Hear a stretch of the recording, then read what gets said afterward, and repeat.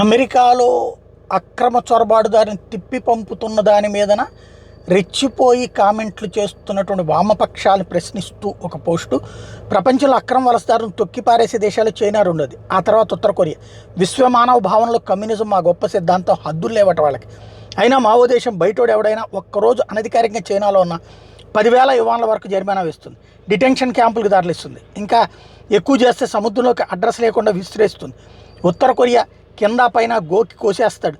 అక్రమ వలసదారుని కౌగులించుకుని ఫ్రాన్స్, బ్రిటన్లు కడుపు చేయించుకున్నాయి.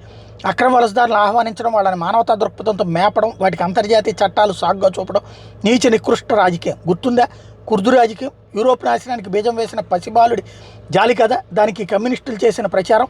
అలెన్ కుర్ది అనే బొడ్డోడు శరణార్థి, వాడిని స్వీడన్ అల్లర్లో మర్డర్ చేశారంటూ సముద్రం ఒడ్డును కొట్టుకొచ్చిన ఫోటో వైరల్ చేసేసింది టూల్ కిట్. దాన్ని చూసి చలించిపోయిన యూరోప్ సమాజం రండి రండి మా స్త్రీలు మీకు సేవ చేస్తారు, మా పిల్లలు మీకు ఊడిగం చేస్తారంటూ వంటిళ్లలోకి పడకెళ్లలోకి తీసుకొచ్చుకున్నారు. అది ఫేక్ అని తేలేసరికి లక్షల మంది శరణార్థులు యూరోప్ మొత్తం వెల్లువెత్తారు. ఇంకేముంది, గిర్రున కాలం తిరిగింది. శాంతి మతం వాళ్ళు వేళ్ళు కాళ్ళు ఊనుకున్నారు.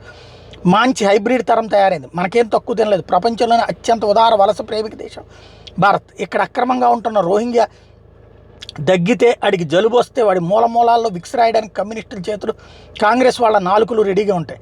రోహింగ్యాలు రేడియో స్టేషన్లు, క్రికెట్ టీములు నడుపుకుంటూ మధ్య మధ్యలో మన ఆడపిల్లల మీద ఓ లుక్కు వేస్తున్నారు. రాబోయే రోజుల్లో వక్ఫ్ ఆస్తుల రక్షణ బాధ్యతలోకి రాబోతున్నారు. గంగలో స్నానాన్ని తప్పుబట్టే జాతీయ పార్టీ ఇంకా అధికారం చెలాయిస్తోంది. తెలంగాణ వంటి అతి తెలివి ప్రాంతాల్లో ట్రంప్ సంఖ్యలు వేసి గెంటేయడం చాలా తక్కువ శిక్ష.